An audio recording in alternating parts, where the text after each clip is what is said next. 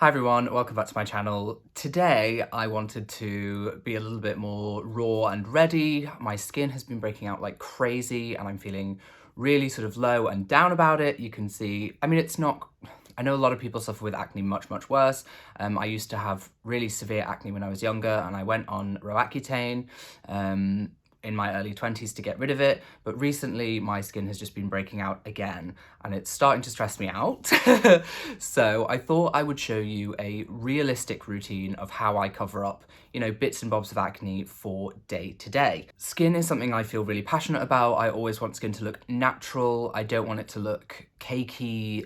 So I'm doing this in daylight and you can really see how I sort of tackle my skin issues, and also I'll show you how I do my under eyes because I'm feeling exceedingly dark and puffy underneath them as well. You don't actually need to put full coverage products all over your face. That's a sort of common misconception. You think, I've got spots, I need to cover them up. However, I think if you just target those little areas with full coverage products, then you can actually make the most out of the rest of the sort of good skin that you do have. If you look sort of over my cheeks, I'm fairly clear, my forehead is fairly clear, save for a few little spots and dots. The product I tend to use day to day, just because I find it's something that doesn't break me out and it's something that I can easily wear, is the MAC Studio Finish Concealers. I sort of mix two colours at the moment, NW20 and NC25. I used to just wear NW20, but I find a little bit of yellow really helps my skin tone. So what I do is I make a little concoction on the lid of those two shades with a precise shader from Zoeva, and then I just go in and I only cover up the little spots that I do have. In my mind, they feel really big at the moment, and I actually had a cry this morning because I just felt really awful, and I do have sensitive skin as well and reactive skin, so whenever I, put moisturizer on, or I put, or I rub my face in any way, even when I wash my face, my whole face comes out really blotchy and red, and it reminds me of a time when I had really bad acne. And I just don't want to go back there, and I'm hoping that's not the way my skin is going. I think I was on Accutane about 6 or 7 years ago, and the dermatologist did say that the acne can come back, so I'm hoping that's not what's happening. But as you can see, this is sort of my skin shade. I think you can tell in the recording, quite red as well, but I just pop those bits where the acne is, and then either pat in with my finger or use a sort of really flat, dense brush to pat that into the skin. The rest of my skin I'm going to leave completely bare because there's just no real need for me to cover it up. This is a time-consuming process because, of course, you're doing lots of little bits of blending, but it's the only way I've really found that you can do a super natural makeup that's sort of more undetectable on the skin. If you want, you can also go in first with a sort of light foundation, which I think a lot of people do if they don't feel like their skin tone is that even in general. But I find I just want my skin to breathe that little bit more, so all I want is the coverage from the concealer. This first pass with concealer, I just do my best. It's not going to be fully done. I do always have to go in again with a second round just to bump up the coverage. But yeah, really focus on pressing in this product. When I'm particularly dry, I do tend to use my fingers to kind of warm it up first. But that tends to shear out the product as well. So I might have to go in with more layers if that's the case. Now, you are going to see the texture of the skin, like there are bumps, and that's just what acne is like. There's no way of getting rid of that texture, but you can cover it with, the right shade to at least provide an even looking color. So, as you can see, that's done almost as much as I need, and I'm gonna go back in and just bump up the coverage even more where I can see any redness poking through. It's so important that you get the right shade for this. If you don't get the right shade and a thin enough texture, so like Studio Finish Concealer, that sort of blends into a very skin-like finish, you can't really get away with this. I've noticed a lot of sort of liquid concealers, they don't melt into the skin in the same way. They show as a texture, and then that textural difference between the area where you've covered and the rest of your skin doesn't end up looking natural, so you end up needing to wear foundation so that it's sort of a little bit more hidden. But if you use a cream texture like this, it just blends straight into the skin with no added texture, and you'll be able to sort of cheat your way to better looking skin. I've got a lot of pigmentation to it at the moment, which I'm not really sure where it's coming from. I don't know, I'm feeling quite distressed about the skin. I really, really don't want to, you know, have to face going back on Accutane again, because I suffered with a lot of the bad side effects from Accutane. And to be honest, I don't think my skin's serious enough, but today is the first day that I actually felt comfortable enough to do this on camera. I've had a really, really bad week of skin, and I wanted to film. I had a request for using Huda Beauty's sort of purple eyeshadow palette for sort of like a makeup look for brown eyes, but I just didn't feel like I could keep putting the makeup on. My skin's just too sensitive. It keeps breaking out whenever I put makeup on. So this is the one you're going to get this week, and then hopefully if my skin recovers a little bit, I will be able to put more products on and do that tutorial for you next week.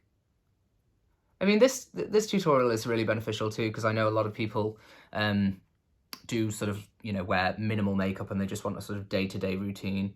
And this honestly is what I do every single day. Like, I do this before I go to work, when I'm on set, just so that I look a little bit more put together.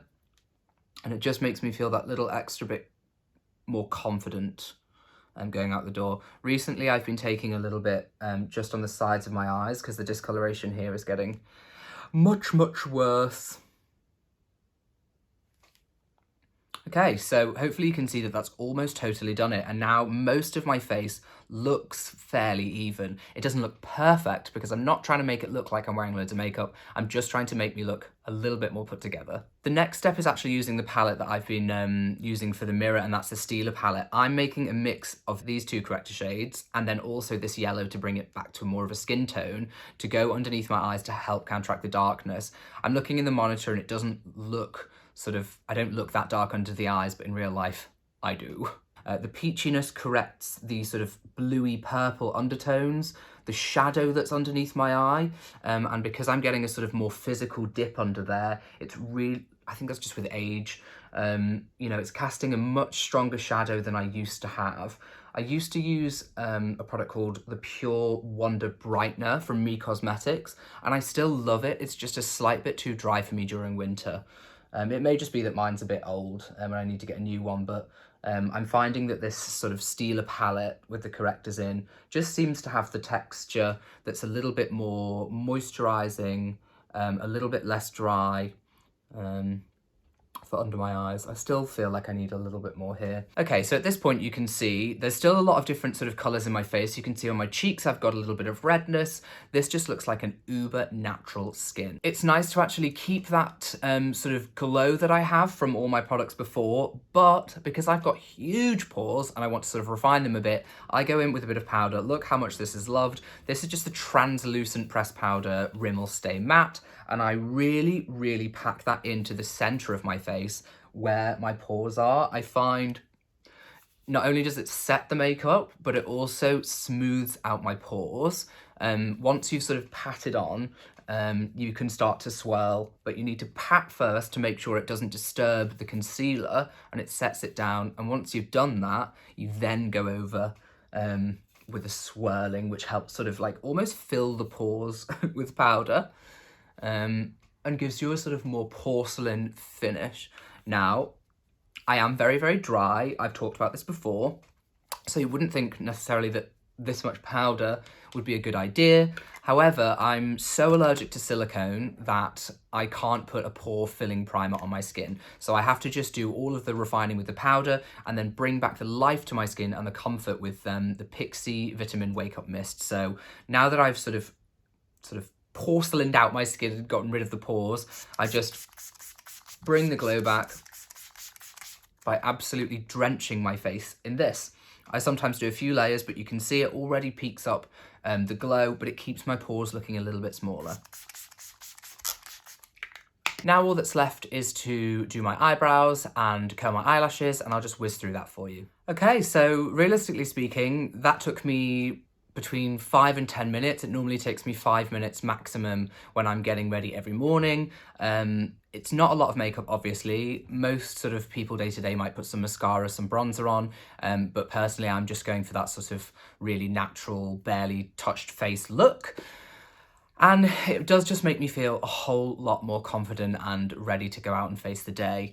I really, really feel very deeply for people who are suffering with acne. I know how harrowing and emotional it is. It's something that I struggled with so deeply for many, many years, and it really sort of tore at my confidence. So I'm really, really sorry if you are going through that at the moment. If you are interested in me talking a little bit about my journey on Accutane or Roaccutane, then please do sort of leave a comment in the comments box, and maybe I can sort of create a little video for you on that. It was something that really completely changed my life, and I'm a little bit sad that maybe things are on the turn now, but hopefully you can see that with minimal makeup you can actually achieve a really, really sort of put together, quite nice, fresh makeup look for every day. It's not a lot of product. It doesn't look like I'm wearing a lot of makeup. Hopefully you can see this is all daylight. It just has brought me back to that place of feeling a little bit more comfortable, and because the powder's packed in, it is going to last all day. I never have to touch my makeup up. The only thing that I might do is pop a little bit more powder in the sort of center of my face, but that's for shine, not for recovering up any of the makeup. The products I'm using are really long wearing. Oh, this video felt like really raw to record, just because, I don't know, skin is such an emotive thing for me, and I do get really, really upset when I break out, and I know it seems a little bit maybe childish or like it's not a big deal to some people, but for me it is something that really, really affects me deeply. I hope you enjoyed the video, and I hope you get something out of it. Fingers crossed my skin will have recovered a little bit more and not be so sensitive, so that I can make a sort of more creative video for you next week. Until then, I'll see you all soon. Bye guys.